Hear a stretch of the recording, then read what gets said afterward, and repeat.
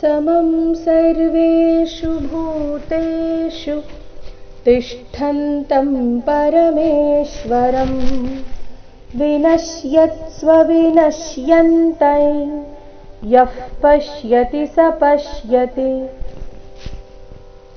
समं सर्वेषु भूतेषु, ಸಮಂ ಸರ್ವೇಷು ಮತ್ತು ಭೂತೇಷು ಎರಡೂ ಶಬ್ದಗಳಲ್ಲಿ ಷಟ್ಕೋಂಶ ಊಕಾರದೊಂದಿಗೆ ರಸ್ವ ಬರಬೇಕು.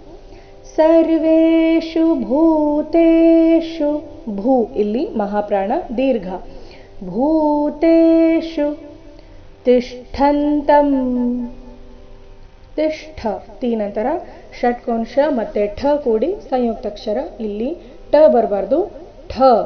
ತಿಷ್ಠಂತಂ ಈ ರೀತಿ, ತಿಷ್ಠಂತಂ ಪರಮೇಶ್ವರಂ ವಿನಶ್ಯತ್ ಸ್ವವಿನಶ್ಯಂತೈ, ವಿನಶ್ಯತ್ ವಿನಶ್ಯ ಶ ಅಧಿಕ ಯ ಸೇರಿ ಸಂಯುಕ್ತಾಕ್ಷರ ಆದ ಕಾರಣ ನ ಮೇಲೆ ಆಘಾತ, ವಿನಶ್ಯತ್ ಅರ್ಧತ, ವಿನಶ್ಯತ್ ಅಧಿಕ ಸ್ವವಿನಶ್ಯಂತೈ, ಸ್ವ ವಿನಶ್ಯಂತ ಮುಂದೆ ಅನುಸ್ವಾರ ಉಚ್ಚಾರಣೆ ನಾಸಿಕಾಯ ರೀತಿ ಆದ ಕಾರಣ ಸ್ವವಿನಶ್ಯಂತೈ.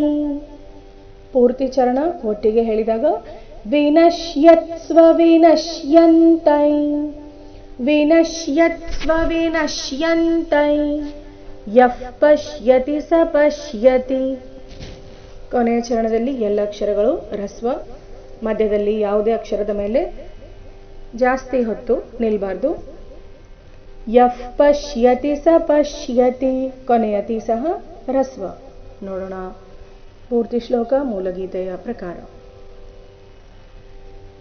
ಸಮಂ ಸರ್ವೇಷು ಭೂತೇಷು ತಿಷ್ಠಂತಂ ಪರಮೇಶ್ವರಂ ವಿನಶ್ಯತ್ ಸ್ವವಿನಶ್ಯಂತಂ ಯಃ ಪಶ್ಯತಿ ಸ ಪಶ್ಯತಿ.